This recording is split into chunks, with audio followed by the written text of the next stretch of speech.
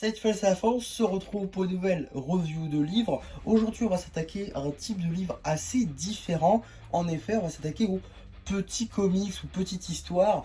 Ici avec, du coup, Ninjago, la légende de Jay, qui s'inscrit donc dans la saison 12, référencé comme un livre canon, qui donc prend place, on va dire, après que Jay soit rentré dans la board d'arcade, donc assez tôt dans la saison, ce qui explique un peu son périple et comment est-ce qu'il est arrivé de Jay débutant à Jay super méga star plus tard dans la saison, parce que c'est vrai que c'est pas trop expliqué non plus. On a quelques vagues idées, notamment avec des mini-épisodes, mais c'est pas tout raconté non plus, donc cette histoire est censée le raconter.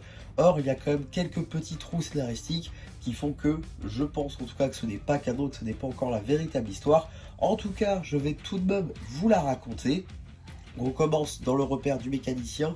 Jay est tout seul à jouer à la borne d'arcade, tandis que les autres ninjas aspectent le repère du mécanicien, pardon, tandis que Jay donc arrive au niveau 13 et rentre dans Premier Empire. Là-bas, il découvrira un magasin où il aura une guitare dont il va tomber presque amoureux et il voudra obligatoirement l'acheter, sauf qu'évidemment, il n'a pas de crédit. Donc il va devoir s'en trouver, sauf qu'il est débutant.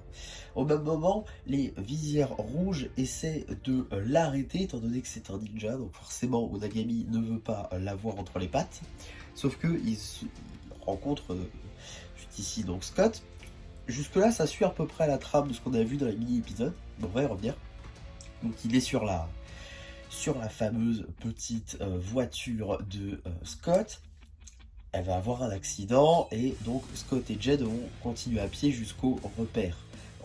Et c'est là qu'on s'arrête dans les mini-épisodes et c'est également là que ça va commencer à un peu virer au non-canon, car au lieu de rentrer dans le garage, Jay va dire il y a des gens qui sont, on va dire, malmenés par les visières rouges, il faut que j'aille les aider.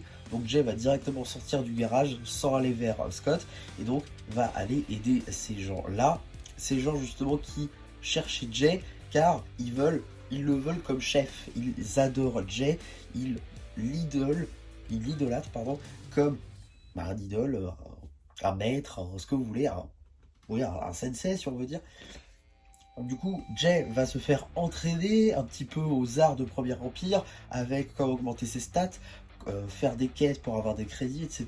Donc ça va durer quelques temps et Jay va avoir une toute nouvelle tenue, de nouvelles armes et beaucoup de crédits qui va du coup utiliser justement pour encore une fois améliorer ses stats, améliorer ci, améliorer ça, pour pouvoir au mieux survivre dans Premier Empire. Et lorsque la Ligue des Jay, du coup, ce qui deviendra la Ligue des Jay, voudra, on va dire, que Jay devienne leur chef, leur leader, il dira non et s'en ira, ce qu'ils comprennent totalement, même s'ils sont un petit peu tristes forcément. Et donc, ils quittent Jay de par les égouts, ils vont partir par les égouts, sauf que les visières rouges le voient. Et donc, ces égouts-là ramènent à leur repère, et les visières rouges condamnent le repère, et surtout prennent en otage tous les futurs membres de la Ligue des Jay, et les emmènent dans la prison de Premier Empire qu'on n'a jamais vu d'ailleurs dans la saison, donc ça c'est un peu un truc exclusif à cette histoire-là. Et donc, dans la même lignée, Jay va vouloir les libérer, il va retrouver Scott, lui demander son aide, et à deux, ils vont aller libérer la Ligue des Jay, ils vont être reconnaissants, vont devenir véritablement,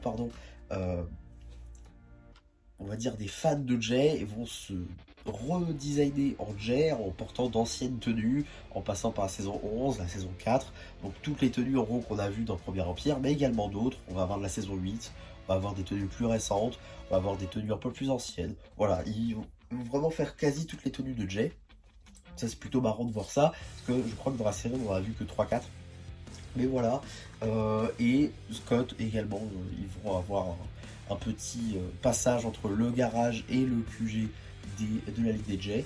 Donc ça peut se suivre, mais il y a quand même quelques petits trucs qui font que, notamment la guitare qui n'est pas de la bonne couleur, ça à la limite c'est pas le plus grave, on peut pas dire qu'il l'a changé entre temps, mais voilà, en tout cas oui du coup la guitare, il va se la faire offrir en tant que, on va dire offrande de par la Ligue DJ qui du coup lui ont acheté pour le remercier. Donc voilà, globalement c'est une histoire, on va pas se mentir, c'est une histoire vraiment dédié pour les enfants, une histoire qui se lit en 10 minutes, l'histoire du soir finalement. C'est pas une mauvaise histoire, c'est juste que pour 11 euros, 10 minutes de lecture, un peu plus d'1 euro la minute, ça commence à faire peut-être un peu cher. Après, je dis pas que c'est une mauvaise histoire, il y a pas mal d'illustrations plutôt sympas, mais ça reste quand même globalement un livre, on va dire, passable, et surtout pas ultra important comme peut l'être par exemple La quête des pouvoirs perdus, même si évidemment il est un peu plus cher, mais il y a aussi beaucoup plus de pages. En tout cas voilà, c'est pas un mauvais livre, c'est juste que clairement ce sera pas pour tout le monde. En tout cas, voilà ce que j'avais à dire sur ce petit livre, La légende de Jay. J'espère en tout cas que ça vous aura plu. Surtout, n'hésitez pas à me le dire en commentaire. N'hésitez pas non plus à liker la vidéo, à vous abonner. Et voilà, bah du coup, c'est la plus qui vous dit bye bye.